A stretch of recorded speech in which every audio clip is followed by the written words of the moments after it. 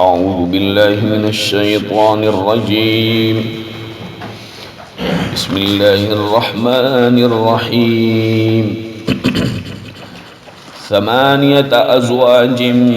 من الضأن 2 ومن المعز 2 قل الذكرين حرم أم الأنثيين أم اشتملت عليه أرحام الأنثيين نبئوني بعلم إن كنتم صادقين. اللہ نے 8 جوڑے پیدا کیے. من الضأن 2 2 بھیڑ سے، ومن المعز 2 اور 2 بکری سے. قل اے حبیب فرما دیجئے الذکرین حرم ام الانثیین، کیا اللہ نے 2 نر حرام کیے یا 2 مادہ حرام کی؟ ام اشتملت، یا وہ 2 مادہ حرام کی جنہوں نے اپنے پیٹوں میں اٹھایا ہوا ہے. نبئونی بعلم، دلیل دو علمی، ان کنتم صادقین، اگر تم سچے ہو. نبئونی بعلم، مجھے علمی دلیل دو. بھیڑ، اونٹ، اسی طرح سے گائے اور بکری، یہ تقریباً 8 جوڑے بنتے ہیں. اس کے علاوہ بھی جانور ہیں کہ جو حلال ہیں، لیکن مشرکین کے سامنے، ان کفار کے سامنے یہی جانور تھے،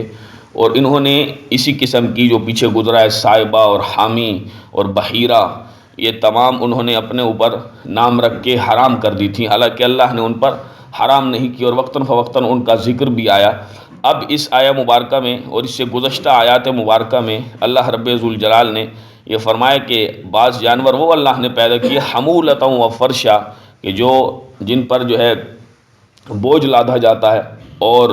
بوجھ اٹھانے کے، ان چیزوں کے لیے بار برداری کے کام آتے ہیں. اور اللہ نے اسی لیے آدمی کے گوشت کھانے کے لیے، اور اسی طرح ان پر سواری کرنے کے لیے، اور ان پر بوجھ رکھ کے اور ان سے یہ کام لینے کے لیے اللہ نے یہ پیدا کیا. وَمِنَ الْأَنْعَامِ، ان جانوروں میں سے جو اللہ نے پیدا کیے ہیں وہ حمول اور فرشا، اسی طرح سے جو بوجھ نہیں اٹھا سکتے وہ بکری ہے، اور دیگر جو ہے وہ بھیڑ وغیرہ اسی طرح سے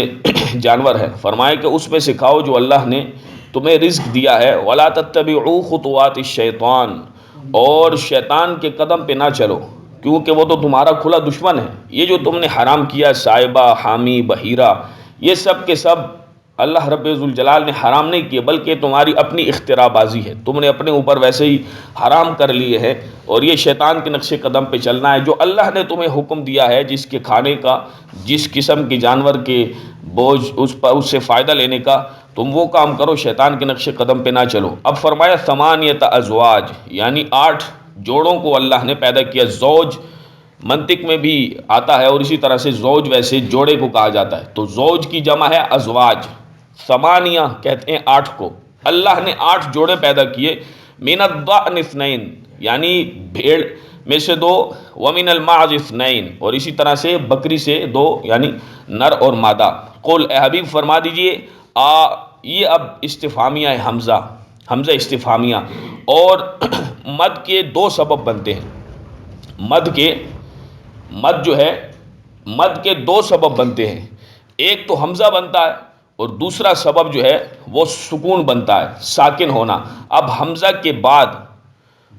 بعد یہ سکون ہے، یعنی ساکن ہے. جو حرف ہوتا ہے نا مشدد، یعنی جس کے اوپر شد ہو، وہ 2 مرتبہ پڑھا جاتا ہے. پہلی مرتبہ ساکن، اور دوسری مرتبہ جو اس کے اوپر حرکت ہے، زبر ہے، زیر ہے، پیش ہے، اس طرح پڑھا جاتا ہے. جیسے وَلَضَّالِّينَ 2 مرتبہ پڑھا گیا. لام، جو بھی حرف ہوگا مشدد جس کے اوپر شد ہو، اس کو 2 مرتبہ پڑھا جاتا ہے. تو یہی سکون، یہی مد کا سبب ہے. یہ ساکن ہونا جو ہے یہ مد کا سبب ہے. یعنی اب یہ یہاں پہ زال ہے، تو زال سے پہلے ہم جب حمزہ کو ادا کرتے ہیں تو اس پہ مد پڑھتے ہیں. مد کو تو کھینچتے ہیں ہم اس کو تو یہ پہلی مرتبہ زال جو ہے ساکن پڑھا جاتا ہے، اس کے بعد جو اس کے اوپر زبر ہے اس کو ایسے پڑھا جاتا ہے. الذکرین، پہلے ساکن، پھر جو اس کے اوپر زبر تھی اس کے ساتھ. تو یہی مد کا سبب ہے. دوسرا سبب کئی مثال آئی تو انشاءاللہ وہ بھی بیان کریں گے. اچھا جی، تو یہ ہے الذکرین، اس مد کی جو بڑی مد ہے اس کی مقدار تقریباً 4 الف ہے، تقریباً 4 الف ہے، اور 1 الف کی مقدار یہ ہے کہ بند انگلی کو آرام سے نہ زیادہ تیز اور نہ زیادہ آہستہ کھولا جائے تو یہ الف کی مقدار ہے، اور یا کھلی انگلی کو بند کیا جائے تو اس کی مقدار 4 الف بنتی ہے، اس کو اتنا کھینچک جاتا ہے، لمبا کیا جاتا ہے۔ حرم عامل انثیین، اے حبیب آپ ان سے فرما دیجئے، ذکر کہتے ہیں نر کو، جی جیسے مذکر مؤنث میسکولن فیمینن، تو مذکر مؤنث یہ ذکر، ذکرین اور انثیین یعنی مذکر و مؤنث، تو ذکرین یہ حالت تثنیہ ہے، 2 پر بولا جاتا ہے۔ عربی زبان ایسی زبان ہے کہ جتنی بھی زبانیں ہیں ان میں ایک ہو تو واحد، جو ہی ایک سے زیادہ ہو 2 ہو تو جمع، لیکن عربی میں واحد ہوتا ہے ایک، 2 ہو تو تثنیہ اس کو کہتے ہیں، اس کو جمع نہیں کہتے، 2 سے زیادہ ہو، 3 ہو یا 3 ارب ہو، جتنے بھی ہو پھر اس پہ جمع کا اطلاق ہوتا ہے، تو اس لیے یہاں یہ حالت تثنیہ ہے۔ ذکرین، ذکرین فرمائے کہ حبیب آپ ان سے فرما دیجئے کیا اللہ نے 2 جو ہے نر وہ حرام کیے ہیں، امل انثیین یا 2 مؤنثوں کو، 2 ماداؤں کو حرام کیا ہے؟ کن کو حرام کیا ہے؟ امشتملت علیہ ارحام الانثیین، یا اس کو حرام کیا ہے کہ جو 2 مادہ اپنے پیٹوں میں اٹھائے ہوئے ہیں، جو بھی چیز ہے، نبئونی بعلم، مجھے علمی دلیل دو اگر تم سچے ہو تو یہ تمام چیزیں ان کے سامنے تھی، تو اللہ رب ذوالجلال نے ارشاد فرمایا حبیب مکرم صلی اللہ علیہ وسلم آپ ان سے فرمائیے جو تم کہتے ہو کہ یہ حرام ہے، تو کیا ان کے نر حرام ہیں یا ان کی مادائیں حرام ہیں؟ اگر نر حرام ہیں تب بھی دلیل پیش کرو، مادائیں حرام ہیں تب بھی دلیل پیش کرو، جس چیز کو تم حرام کہہ رہے ہو دلیل پیش کرو۔ اب یہاں ایک بات یہ توجہ کیجئے گا، اور اس بات کو بلکہ دل کی تختی پہ دماغ کیجیے، جو تختیاں ان پہ بالکل پکے قلم سے لکھ لیں کہ جب بھی کوئی بد مذہب یا کوئی بھی ایسا آدمی کہ جو اہل سنت کے معمولات کے خلاف کوئی بات کرتا ہے، ہر آدمی کو اختلاف ہے اخلاقی اعتبار سے، علمی اعتبار سے، کہ وہ کسی پر اعتراض کر سکتا ہے اگر اس کا دل مطمئن نہیں، لیکن اس کا ایک دائرہ ہے، سر عام بری باتیں کہنا، گالم گلوچ کہنا، کافر و مشرک کہنا، یہ بالکل اچھے لوگوں کا طریقہ ہے ہی نہیں۔ تو جب وہ یہ کہتے ہیں کہ 11ویں شریف، میلاد شریف، تیجا، 40واں سب کچھ، اب دیکھیں فرمایا کہ اگر تم ان کو حرام کہتے ہو تو جب تم حرام کہتے ہو تو دلیل لاؤ کوئی کہ اللہ نے کہاں لکھا ہے کہ حرام ہو، نبئونی بعلم، تم نے اگر اللہ نے حرام کیا ہے، حرم من انثیین، ذکرین کو یا انثیین کو حرام کیا ہے، تو وہ دلیل لاؤ تم حرام ہونے پر کہ ہاں یہ 2 مذکر حرام ہیں، 2 نر حرام ہے یا 2 مادائیں۔ تو اس پر اکثر یہ کہا جاتا ہے کہ دیکھو ہم سے کہتے ہیں لاؤ اس کی حلت پر دلیل لاؤ۔ میلاد شریف کی، 11ویں شریف کی یہ بڑی خاص باتیں یہ یاد رکھنی چاہیے۔ اب چونکہ ہم ایک کافی عرصے میں جو ہے وہ 8ویں پارے تک پہنچ گئے ہیں تو ہمیں ان چیزوں کو بڑے اچھے طریقے سے یاد کرنا چاہیے، سمجھنا چاہیے۔ اب انشاءاللہ مزید بھی جو ہے وہ ایسی چیزیں کہ ہمیشہ جو ہے وہ آدمی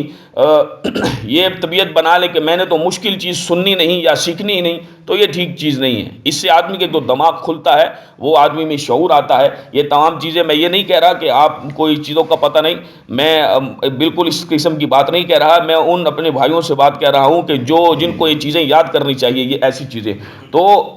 فرمایا کہ نبئونی بعلم، اب جب کہا جاتا ہے میلاد، 11ویں، دیگر تمام معمولات اہل سنت جو بھی ہیں جو کہ مستحب ہیں، ہم ان کو فرض واجب نہیں کہتے۔ کسی آدمی کی علمی حیثیت کا اندازہ ہی تب ہو جاتا ہے کہ جب ہم کہتے ہیں کہ یہ ایصال ثواب 11ویں شریف یہ مستحب ہے، اور وہ اپنی جہالت کا اظہار کرتا ہے، کہتا ہے قرآن سے دکھاؤ، ہم نے تو فرض کہا ہی نہیں۔ جب ہم فرض کہیں گے تب تم قرآن سے دلیل مانگو۔ مستحب تو یہ ہے کہ بلکہ صحابہ کرام نے اگر ان کو اچھا کہا ہے یا نیک نظر سے، اچھے نظر سے دیکھا ہے تو ما رآہ المسلمون حسنا فہو عند اللہ حسن، جو بھی چیز المسلمانوں کی اکثریت کے نزدیک اچھی ہو وہ اللہ کے نزدیک بھی اچھی ہے۔ یہ مسند احمد کی حدیث ہے، موطا امام مالک کی حدیث ہے، اور اس پر دیکھ لیں امت کی جو ہے وہ اکثریت ہے، چاہے عرب میں ہو عجم میں ہو، سب لوگ کرتے ہیں۔ تو فرمایا کہ اس پر وہ کہتے ہیں دیکھو یار یہ بات بھی اس قسم کا قاعدہ بیان کرتے ہیں کہ میلاد 11ویں ہم کہتے ہیں حرام ہے تو ہم سے دلیل مانگتے ہیں، ہم تو قرآن کے طریقے کے مطابق چل رہے ہیں۔ قرآن کے خلاف چلنا یہ ایسے آدمی کا کام ہے جو حرام بھی کہتا ہے اور دلیل بھی حرمت کی مانگتا ہے، حلت کی مانگتا ہے، یعنی حلال ہونے کی دلیل مانگتا ہے نا۔ مطلب کوئی کہتا ہے کہ یہ میلاد شریف، 11ویں شریف، نعوذ باللہ من ذالک، نقل کفر نہ باشد، یہ جو ہے یہ بدعت ہے، یہ حرام ہے، جہنم میں لے جانے والا کام ہے۔ وہ اس قسم کی بہت ساری اوٹ پٹانگ باتیں کہتے ہیں، صرف جہالت کی وجہ سے بیچارے، اللہ ان کو سمجھ عطا فرمائے، تو وہ اس قسم کی باتیں کہتے ہیں۔ تو اب جب انہوں نے حرام کہا ہے تو دلیل لانا بھی ان کے ذمہ ہے۔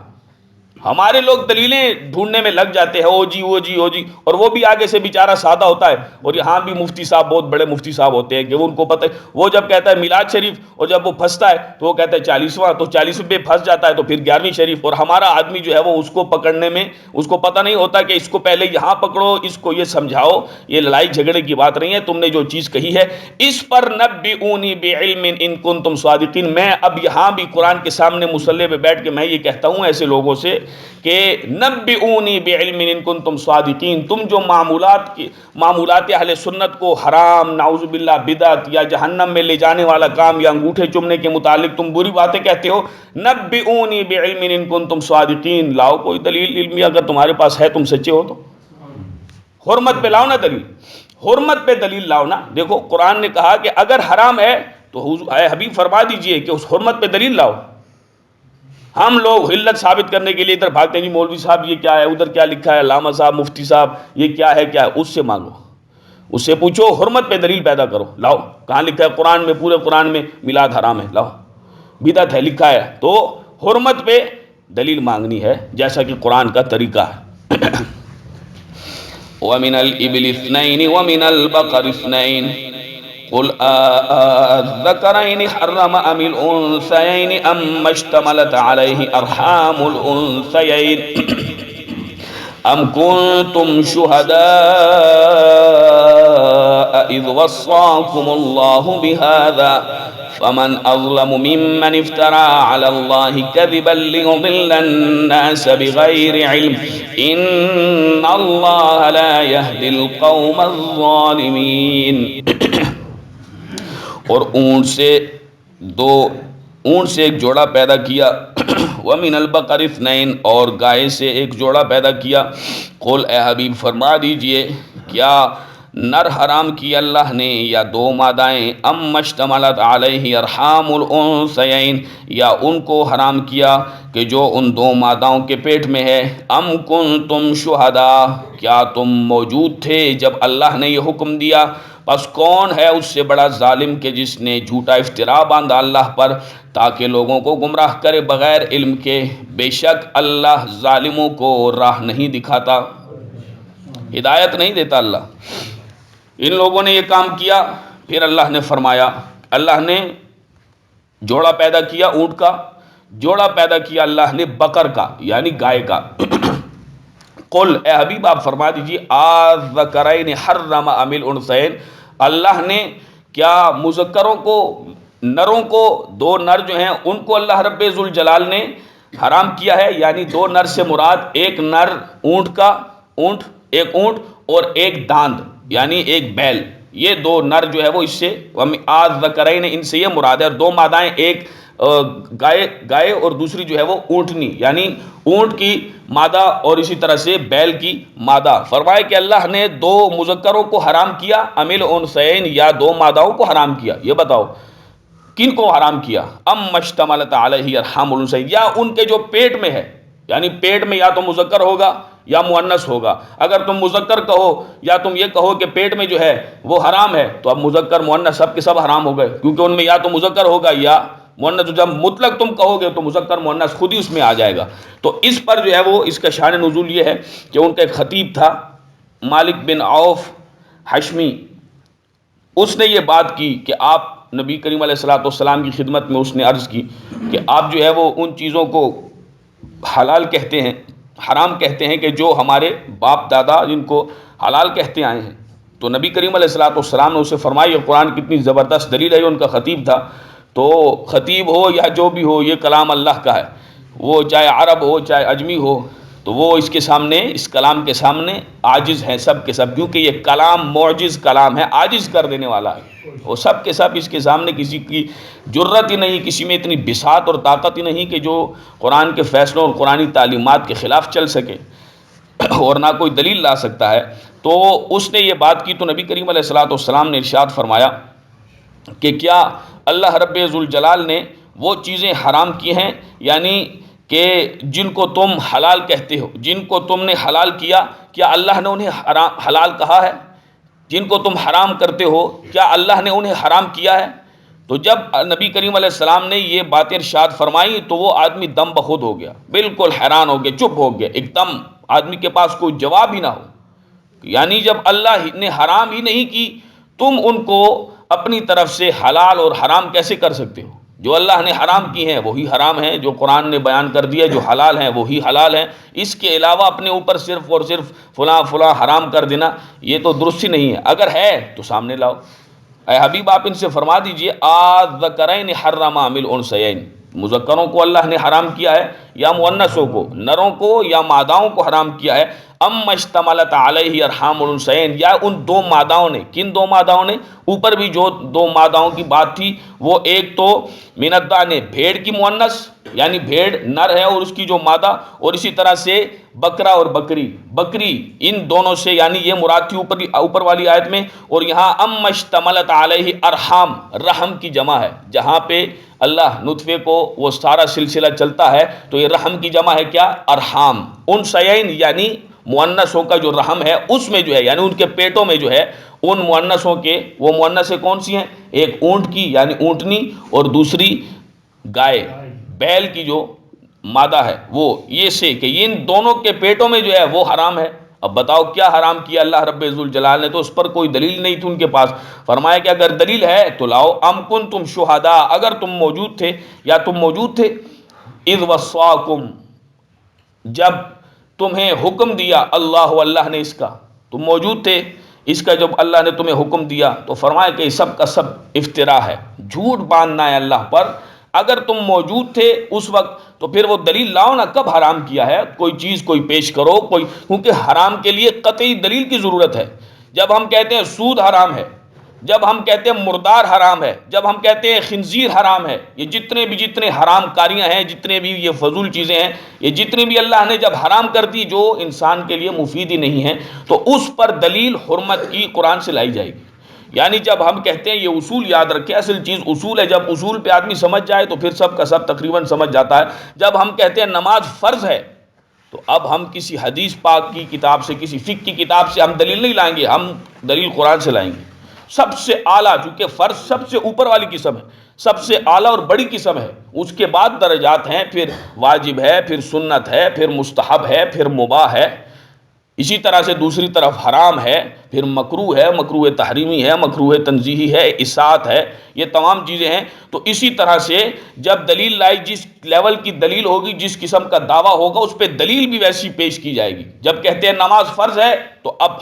قطعی دلیل، یعنی قرآن مقدس کی قطعی الثبوت اور قطعی الدلالہ، یہ آیت پیش کرنی پڑے گی، اور وہ قرآن کی آیت ہوگی کہ اقیموا الصلاۃ، دیکھو حکم ہے کہ نماز قائم کرو۔ تو یہ چیز ہے کہ جب حرام کوئی کہتا ہے، میلاد نعوذ باللہ 11ویں شریف یا اس طرح سے یہ حرام کی بات کرتا ہے، تو اس پر بھی وہ دلیل قرآن سے پیش کرے گا۔ یہ بات یاد رکھیں، یہ شاید آپ کو میں سمجھا نہیں سک رہا کہ جب فرض کی بات ہوگی تب بھی قرآن سے، حرام کی بات کوئی کرے گا تو قرآن سے دلیل لانی پڑے گی۔ یہ کوئی عام بات تھوڑی ہے، یہ ایک چھگل میلہ لوگوں نے بنایا ہوا ہے، بس یہ ناجائز ہے تو ناجائز کی تو دو قسمیں ہیں، ایک حرام ہے ایک مکروہ ہے، پھر مکروہ کی آگے مزید دو قسمیں، تحریمی ہے اور تنزیہی ہے۔ تو جب وہ ناجائز کہے گا تو اس سے پوچھا جائے گا مکروہ ہے یا حرام ہے، تو جب وہ کہے گا کہ نعوذ باللہ حرام ہے تو اسے کہو کہ اب لاؤ قرآن سے دلیل، اس سے نیچے تو بات ہی نہیں ہوگی۔ جیسا کہ وہ ہم سے ایک مستحب چیز کی ڈیمانڈ کرتے ہیں کہ قرآن میں دکھاؤ، حالانکہ اس کی جہالت ہے بیچارے کی، کہ جب مستحب ہے تو پھر قرآن سے کیوں دلیل مانگ رہے ہو؟ ہم نے فرض تھوڑی کہا ہے، فرض کہیں پھر قرآن سے دلیل مانگو۔ تو جب اس سے کہا جاتا ہے، جب وہ کہے گا کہ یہ چیز حرام ہے تو پھر اس کو قرآن کی دلیل لانی پڑے گی، اور اس سے اس کی جان نہیں چھوٹے گی۔ عام لوگوں کو اس قسم کے کام نہیں کرنے چاہیے۔ یہ اس قسم کے جو فسادی ملا ہیں، جو شر انگیزیاں پیدا کرتے ہیں، تفرقہ بازی پیدا کرتے ہیں، لوگوں کو ان کاموں کے پیچھے انہوں نے لگا دیا اور امت کو تباہ و برباد کر دیا۔ حضور علیہ السلام کی وہ اتباع، وہ محبت لوگوں کے دلوں سے نکال رہے ہیں۔ اللہ رب ذوالجلال ہمیں ان تمام جہالت اور بری باتوں سے محفوظ رکھے۔ فرمایا کہ اس آدمی سے بڑا ظالم کون ہے کہ جو اللہ پر جھوٹا افطرا باندھتا ہے، کہ اللہ نے حرام نہیں کیا، یہ کہتا ہے حرام ہے۔ لیضل الناس بغیر علم، تاکہ وہ لوگوں کو گمراہ کرے بغیر علم کے۔ معلوم ہو گیا کہ جو افطرا باندھتا ہے اللہ پر وہ لوگوں کو جہالت کی وجہ سے گمراہ کرتا ہے۔ تو فرمایا کہ ان اللہ لا یہدی القوم الظالمین، اللہ ظالموں کو ہدایت نہیں دیتا، سیدھی راہ نہیں دکھاتا۔ قل لا اجد فيما اوحي الي محرما على طائم يطعمه الا ان يكون ميتة او دما مسفوحا او لحم خنزير فانه رجس او فسقا اهل لغير الله به فمن اضطر غير باغ ولا عاد فان ربك غفور رحيم۔ اے حبیب فرما دیجئے میں نہیں پاتا اس وحی میں جو میری طرف کی جاتی ہے محرمن کہ کسی چیز کو حرام کیا گیا ہو علی طائمین کسی کھانے والے پر یطعمہ جسے وہ کھائے، الا سوائے یہ کہ ہو میتتن مردار، او دمم مسفوحن یا رگوں سے بہنے والا خون، او لحم خنزیر یا خنزیر کا گوشت، فإنہ بے شک وہ رجسن پلید ہے، او فسقن یا نافرمانی کی وجہ سے ذبح کے وقت غیر اللہ کا نام لیا جائے کسی جانور پر، فمن اضطر غیر باغ پس جو مجبور کیا جائے نہ خواہش سے کھانے والا ہو، ولا عاد اور نہ حد سے بڑھنے والا ہو، فإن ربک بے شک تیرا رب غفور بہت بخشنے والا، رحیم نہایت مہربان ہے۔ اے حبیب آپ فرما دیجئے لا اجد فیما اوحی الیہ کہ میں اس میں نہیں پاتا فیما اوحی الیہ جو مجھ پر وحی کی جاتی ہے، یعنی محرمن علی طائم یطعمہ، جب کوئی چیز کوئی کھانے والا اسے کھاتا ہے تو وہ حرام کی گئی ہو، فرمایا میں ایسا نہیں پاتا۔ ہاں جو حرام ہے وہ کیا ہے؟ اب الا سے استثناء فرما دیا، یہ حرف استثناء ہے، الا سوائے، ان یکون میتتن، ہاں یہ میری طرف وحی کی گئی ہے کہ ان یکون میتتن کہ اگر مردار ہو، بغیر ذبح کے، شرعی ذبح جو کیا جاتا ہے اس طریقے کے علاوہ ہو، خود ہی مرا ہوا ہو۔ اب دیکھیں جانور حرام حلال ہے، یعنی اگر ایسا بیل ہے، بکری ہے، دمبا ہے، اونٹ ہے، وہ ویسے ہی حلال ہے کہ نہیں؟ اللہ نے حرام حلال کیا ہے کھانے کے لیے، وہ اس کا آدمی گوشت کھا سکتا ہے، برخلاف خنزیر کے، چیتے کے، یہ جو درندے شرندے جتنے بھی یہ بھیڑیے ہیں ان کا گوشت کھانا یہ جائز ہی نہیں ہے، کیونکہ شریعت نے اس کا حکم ہی نہیں دیا۔ تو اسی طرح سے یہ جو چیزیں ہیں ان کا گوشت کھانا وہ حرام ہے، اور یہ جو ہے یہ حلال ہے، لیکن اگر ویسے ہی مر گیا تو مردار ہو گیا، تو حلال ہے لیکن اس کو اس طریقے سے ذبح نہیں کیا گیا، ویسے ہی مردار مل گیا تو وہ جو ہے وہ مردار ہے، اس کو کھانا یہ حرام ہے۔ او دمم مسفوحن، اسی طرح سے رگوں سے بہنے والا خون جو ہے یہ دم مسفوح یہ بھی حرام ہے۔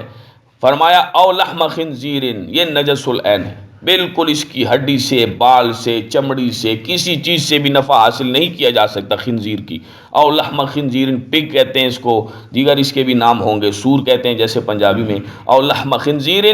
یا خنزیر کا گوشت۔ فرمایا فإنہ رجسن، یہ ناپاکیاں، یہ پلیدی ہے، یہ پلید ہیں۔ او فسقن، یا وہ جانور، یہ تین بیان کیے، او فسقن یا وہ کہ جسے نافرمانی کی وجہ سے احل لغیر اللہ بہ، کہ جسے نافرمانی کی وجہ سے ذبح کے وقت، عند الذبح، ذبح کے وقت اس پر اللہ کے سوا کسی اور کا نام لیا جائے، یہ بھی حرام ہے۔ فرمایا فمن اضطر غیر باغ ولا عاد، اس آدمی کی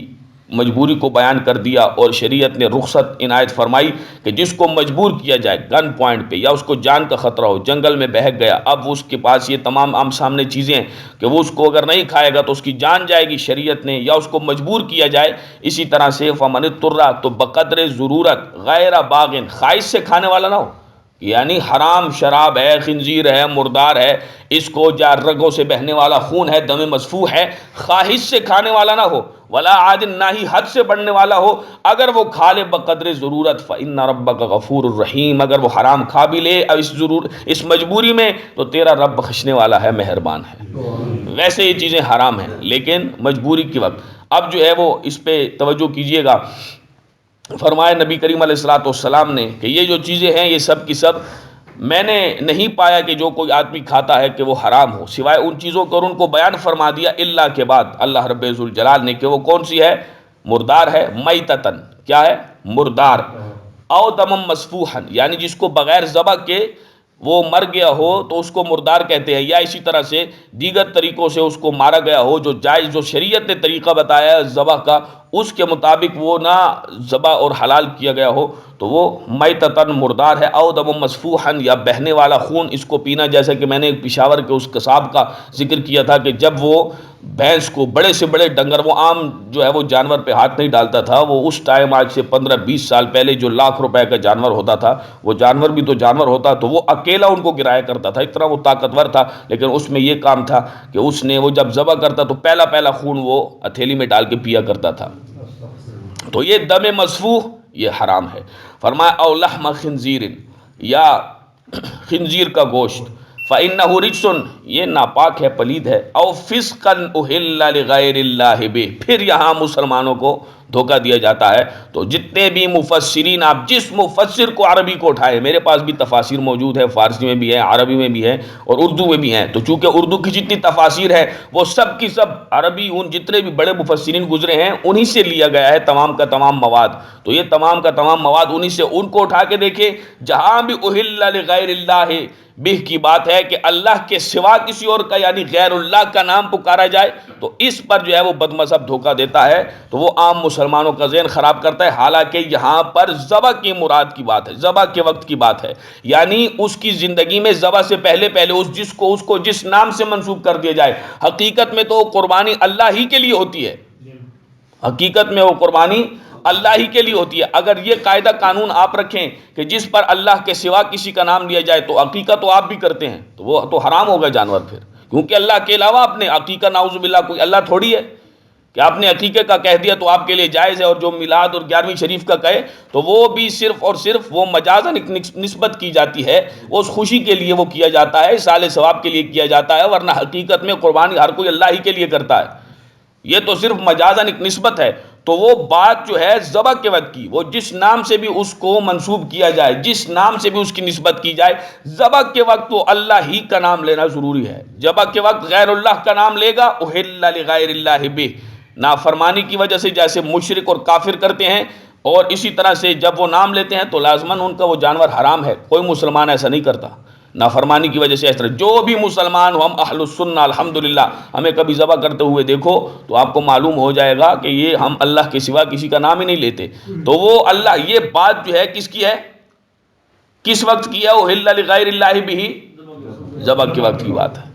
ذبح کے وقت کی بات ہے کہ ذبح کے وقت اگر اللہ کے سوا کسی کا نام لیا جانور حرام ہو گیا، تو یہ ذبح کے وقت کی بات ہے۔ تو جو جانور میلاد شریف پہ 11ویں شریف پہ وہ الحمدللہ بالکل برکت والے ہیں اور وہ جائز ہیں الحمدللہ۔ فمن اضطر غیر باغ، اب جو ہے وہ حد سے نہ بڑھنے والا ہو، خواہش سے نہ کھانے والا ہو، ہاں اگر حد سے بڑھ گیا ایک اد لقمہ، یعنی اندازہ آدمی کو ہوتا ہے یعنی اس سے میری جان بچ جائے گی، اگر اس سے اس نے تھوڑا سا زیادہ کھا لیا تو اس پر بھی اس کو پکڑ نہیں ہے،